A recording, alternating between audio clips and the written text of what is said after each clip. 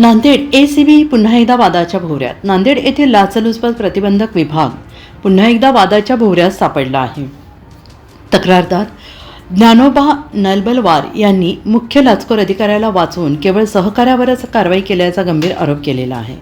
लोहा तालुक्यातील भाद्रा येथील जिल्हा परिषद शाळेत कार्यरत असलेले प्राथमिक शिक्षक ज्ञानोबा नलबलवार यांनी 46 दिवसांच्या रजेच्या मंजुरीसाठी अर्ज केला होता. मात्र गट शिक्षण अधिकारी सुनील व्यवहारे यांच्यासाठी केंद्रप्रमुख दिगंबर शिंदे यांनी लाचेची मागणी केल्याचा आरोप त्यांनी केला आहे.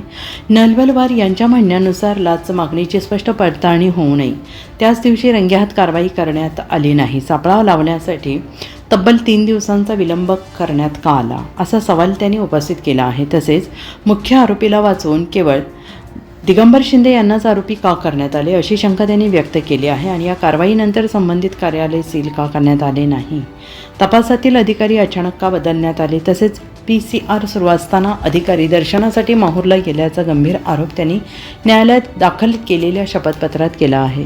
न्याय मिळत नसल्याने आपण न्यायालयाचे दार ठोठावले असून संपूर्ण प्रकरणाची निष्पक्ष चौकशी व्हावी, अशी मागणी तक्रारदार ज्ञानोबा नलबलवार यांनी केली आहे. दत्तात्रय, प्राथमिक शिक्षक, अर्जित रजा मंजूर करण्यासाठी शिक्षणाधिकारी कार्यालयात सतीश व्यवहारे यांनी 4,000ची मागणी केली.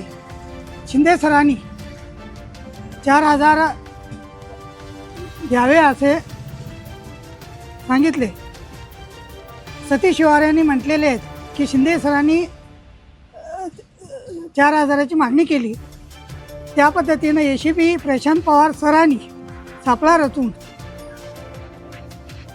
कार्यालयाला भेट दिली. त्यावेळेस सतीश व्यवहारे न पकडता न धरता त्यांनी शिंदे सरांना आरोपी केलेले 4,000 देते वेळेस पकडल्या गेले.